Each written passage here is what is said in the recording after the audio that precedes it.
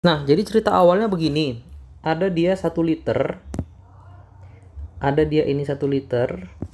1 liter ini 1 liter larutan ini isinya adalah ion Pb2 positif, ion Fe2 positif, ion Cu2 positif, dan ion Cd2 positif. Ya, jadi setiap ion ini konsentrasinya sama, yaitu 10 pangkat minus 4 molar. Nah, sehingga nanti Pb2 pos, Fe2 pos, Cu2 pos, Cd2 pos itu keempat-empatnya, misalnya abang misalkan ya, kita misalkanlah dia itu dengan M2 pos. Ya, M2 pos. Berarti nanti milimolnya ini sama semua, yaitu molaritas dikali dengan volume. Molaritasnya adalah 10 pangkat minus 4, kemudian volumenya tadi 1 liter. Berarti ini sama dengan 10 pangkat minus 4, karena ini liter, maka satuannya adalah mol ya. Nah, kemudian nanti ditambahkan dengan ya, ini ditambahkan dengan larutan Na2S. Larutan Na2S. Nih. Na2S-nya itu sebanyak 1 liter juga. Ini Na2S. Sehingga nanti ini akan terionisasi menjadi 2Na positif tambah S2 negatif. Nah, konsentrasinya pun ini 10 pangkat minus 4 molar.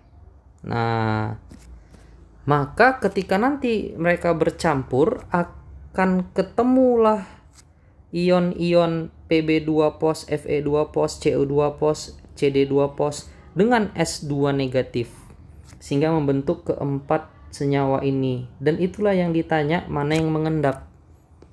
Nah, berarti sekarang kita udah cari milimol dari M2 positif. Sekarang kita cari dulu milimol dari S2 negatif. Maka sama dengan, nah, kalau Na2S-nya 10 pangkat minus 4, maka S2 negatifnya juga 10 pangkat minus 4, karena koefisiennya sama. Maka nanti milimolnya adalah 10 pangkat minus 4 dikali 1 liter juga sama dengan 10 pangkat minus 4 mol. Baru kita carilah konsentrasi ionnya masing-masing setelah di dalam campuran. Jadi setelah di dalam campuran, itu nanti bisa kita dapat konsentrasi daripada si M2 positif itu adalah molnya 10 pangkat minus 4 dibagi dengan volume total dua-duanya, dibagi dengan 2 liter dalam campuran. Bahkan nanti ini menjadi 5 kali 10 pangkat minus 5 molar.